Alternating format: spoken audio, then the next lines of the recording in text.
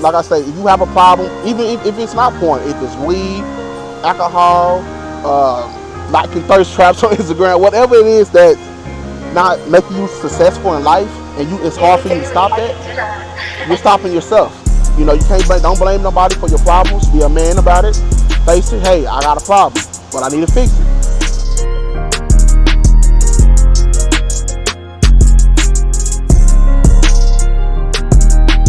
Maniacs, you're right.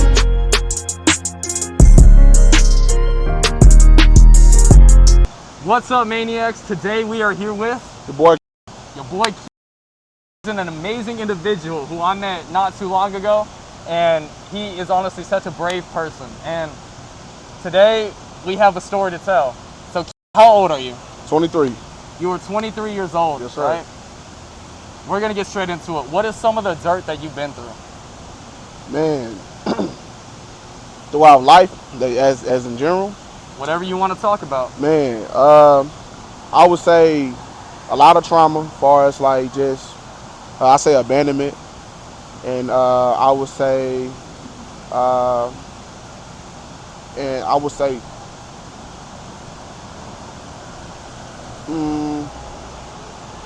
like porn and stuff like that, watching pornography and stuff. Okay, pornography. Yeah. What? So you today as a person, right, as an individual, I know that you have overcame so many struggles. I'd like to dig deeper into that one struggle of porn, because a lot of people, they're probably suffering with that same thing, and you already beat that. You're great. You look at you. You're 23 years old, and you got life ahead of you. Yeah. So for someone who might be going through a porn addiction right now, what's some? First of all, actually, I want to talk about it. How was it, and maybe why did you get into that? Everybody's story is different. I think for my story is a little bit more different. Started watching it at a young age. I think my first sex scene that I watched before, probably around like 5, 6 years old. First time I actually seen any sexual things. Really? And it started young. And going through the experience as a young man, seeing certain things, I experienced certain things as a young guy, seeing a lot of things. So let's just say that I know things as a child that kids shouldn't know that early. So we're going to say that. Okay. Started going to depression as far as like being alone. I wanted my dad around, and it was just started getting frustrated. I was by myself. I felt by myself a lot. Even though I have a big family, but in the inside, I was still feeling by myself. I felt out of place. I felt like I was just my own little bubble. So, started going into pornography, I think around like 12, 13.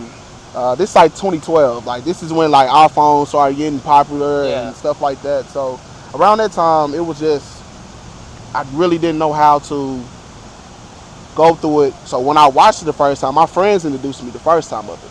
Really? So, cause I didn't have a phone until I was I was like a freshman or something like that. So I ever asked my own phone, because my mom, she couldn't really afford an iPhone at that time. So my friend introduced me to it, and then it was like, man, okay, I think everybody else, it was cool. We boys, so we curious. So once we started getting curious about it, me personally, I'm like, man, it's good. I like it. You know what I'm saying? But when I started actually watching it, it started to get. When I watched it one day, it started going every day, every single time. It just started going for a long time, a long period of time. How old were you when you had felt like it was just happening a lot? I believe I was, like I said, I started when I was like 12. Okay. 12 years old, I started that. Once I started at the age of 12, it went on from there. Okay. Yeah.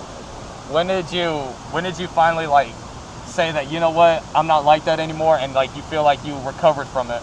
I had a deep. 2019 was like one of the roughest years of my life. I lost my grandfather at that time. A lot of things was going on with me in my personal life, and it was I just went to a mental breakdown. Because everything that I've been through, my past, and it kind of caught up with me. You know what I'm saying? Yeah. It was just a lot of stuff that was going on with me at the time, and us men, as growing up, we were taught to not talk about our feelings. We were taught to hold them in, and that's how I was taught. I was taught you gotta go through it. And I was at that point in my life, I was just burnt out, and I was just so frustrated. And then after my grandfather had passed, it really went through a threshold. It got even more worse at that time Really? because I went to a deep depression. So it just started just going from there. But I think like after 2020, no, around that time, I was talking to some people about my addiction because I didn't know. I felt like I was the only person with this. Yeah. No, it's a lot of us that have this. So a lot of men have this. You know, growing up, what I grew up from, like I grew up with a single mom, so not a lot of men in the house. You know, so I Yeah. had to Yeah. learn how to become a man on my own. So during that process, the men that was the mentors that I had at the time, they was talking to me about it and say, hey, I got this program you can go to. You know, I got some people you can talk to about it. And I'm like, I don't want to talk to nobody about this because I was embarrassed about it. Because it's embarrassing to talk about it at the first beginning. 100%. But I knew at the same time I needed some help. I know I needed some professional help. I knew I needed some help, and I knew I wanted to be a better person. That's awesome. So when I got the professional help that I need, to talk to some people, they gave me to a counselor, and I've been going ever since then. So what is it like? Were there some techniques or like disciplines? Like what did they say? So one of the biggest thing is, you got to figure out what triggers you. You know, you got to figure out, Really? you know, when it comes to social media, like don't look at thirst traps. Don't look at, you know, stop looking at, you know, just sex scenes and all. I'm not saying don't be a monk or anything. My bad. I'm not saying don't be a monk, but just don't overdo it. You know, if you're going to watch anything sexual or anything like that, just keep it like, don't go too far with it, because you have people that watch porn and they think in their head every woman likes that, and that's not true. So for that technique, I block my phone. I have a software blocker. Okay. Oh, excuse me, sorry. You're good. It's called Blocker X. I've been having that for years. I don't use it. I use it on my phone. I mean, I can't go on the internet. I can't go do anything because, like I say, it's the temptation of doing it. Really? I try not to talk about it in front of my friends, like far as like sexual stuff. I try not to do that. It's just a mindset of changing your ability to do it. Yeah. You know. So how long did it take from whenever you first started going to counseling and finding out these disciplines, finding out these tips to like get away from it? How long did it take from like you knowing that information and to start actually applying it to your life? I guess I went to counseling I started in 2020. 2020. But I didn't take it serious I didn't take it serious that year. Sorry about that. You're good. You're good. You're good. Ah. It's all good. I wasn't able to. The first 2 years when I went, I started 2020. Okay. I didn't take it serious. Meaning I wasn't watching pornography like that, but I was still like messing around. I was still sleeping around and stuff like that. Yeah. So they didn't help at all. But I don't realize at the time that when you're going through those things and you're still going through those, you're still trying to figure yourself out. Mm-hmm. Since I'm not watching it, I'm still going to go have sex though, right? Yeah. That didn't help at all. Really? So I try to find another coping, Yeah. sleeping with different women. That didn't help at all. So what is a good, I don't know, I would say something that you can exchange that pleasure for? What was something that you did personally? Now, what I do is I pray. Number one, I pray. Right. I go work out. I meditate. I talk to my Nice. friends and family. You know, like I said, I have a good support system. A lot of people that go through the things that I went through when it comes to porn addiction, a lot of people don't have support. And that's one of the biggest issues, I believe. You know, a lot of people are afraid to talk to them. Excuse me. Talk to their family about it because, like I say, it's an embarrassment because people like, how you addicted to porn? Like, that's weird. You know, because I get it. I understand it. Because when you tell people that I have a porn addiction, they look at you like, what the hell, man? That's crazy. It's embarrassing. You know, because it's like you can't control yourself. And it's not that. Because it's like, it's a coping, just like doing drugs. When you do drugs and stuff like that, it copes you from that moment. You escape out of reality. And that's what porn does. Now I understand that it's not good for you. I understand that women, you can't look at women like that because women are humans just like we are. That porn stuff is just all about action. It's no love in it. It's not love. That's not how you're supposed to treat anybody. It's not good for you. Okay. You know, that's my message. It's not good for you. So I had to program that in my head. It's not good. It's not something that you want to do. If you have a daughter or anything like that, you don't want her. in that position. You know what I'm saying? So that's how I look at it now. To be more positive with that. So I just go work out, I pray, I meditate, I talk to my friends and family. I have a great support system, and I'm grateful for that. So I'm curious, what if you didn't have that great support system, and what do you feel like praying alone would help, or is there any more techniques that you could give to someone out there who might be having that and probably doesn't have family, probably is lonely and so lonely that they just, suffer with that porn addiction and feel like there's no end to it? What would you say to them? I would say to you, if you do have a porn addiction, anything like that, you don't have a family or support system, if I was you, talk to somebody. If nobody don't understand you, keep going to somebody and keep going, keep going. I think that was my biggest problem because I had stopped. When I told, it was kind of hard for me to tell somebody too. And like I say, it was just difficult because you think, man, they're going to judge you, And I realized that too. All of us on this earth has dirt. You just haven't been caught. That's what I learned. For real. No, that's real talk. I'm gonna speak game. Everybody has dirt. We all do. We all got dirt. We just haven't got caught with our dirt. But like I say, with that, talk to somebody. Talk to some people. Just know, what I'm saying, step on the side, say I got this. Because you never know. That person that you tell the first time probably won't understand. Hey, that second person probably won't understand. But that third person, hey, you never know. Hey, man, I got that same exact problem too. Hey, I know this person. Get the resources, go for help. I'd rather for you to ask for help than say, hey, I need some help, than just being there doing the same thing over and over because it's ruining your life. 100%. You're not going to be motivated. It's not going to help you in the long run. You're going to be in a hole, and you don't want to be in that. So being down that hole and you getting out from it, what do you have planned for your future? What are you doing to make this world different? I believe my purpose on this earth, man. And I believe, like I said, I'm still learning. I'm still going for it. I believe my purpose is to teach young men the same thing that I've been through, is to teach them to guide them the right way, and to show them that we men, we make the bad decisions, but it only take a real man to make that mistake, to make that bad decision, but grow from it. If you grow from it and learn from it, you're going to be a better person. I think our biggest problem is we try to hide our problems because that's what we were taught. We were taught by society. We were taught by society to go through our pain, to go through struggle, and don't talk to nobody about it. We were taught that way. But people got to understand, when you have all that in you, you're going to have to let that out somehow. And when you hold that grudge, all that stuff in, you can either hurt yourself, hurt somebody else. You end up doing some stupid stuff.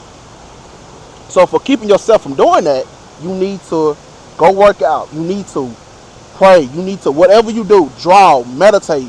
Hey, write a diary. Hey, write about your thoughts. If you have a bad urge, you have something going on, hey, write it down. Learn from it. Go from. It's never too late to start over. That's my biggest message. I just want people to understand that if you have that addiction, hey, talk to some people about it and keep going and keep moving. Don't stop. Just because you mess up, don't mean that don't feel yourself, because I understand that it's a lot of people that stop doing it for like 2 or 3 days or something like that, and they end up doing it again. They feel the dopamine, the sadness, the shamefulness. Keep going.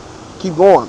The longer you keep going, the more better person you're going to be. You're going to be better every time you mess up. But just acknowledge the mess up and keep going. Okay. A lot of people stop. When they mess up, oh man, you know what? Fuck it, I can't do it anymore. So I'm just going to just keep doing it my way. It will never work that way. You got to keep going.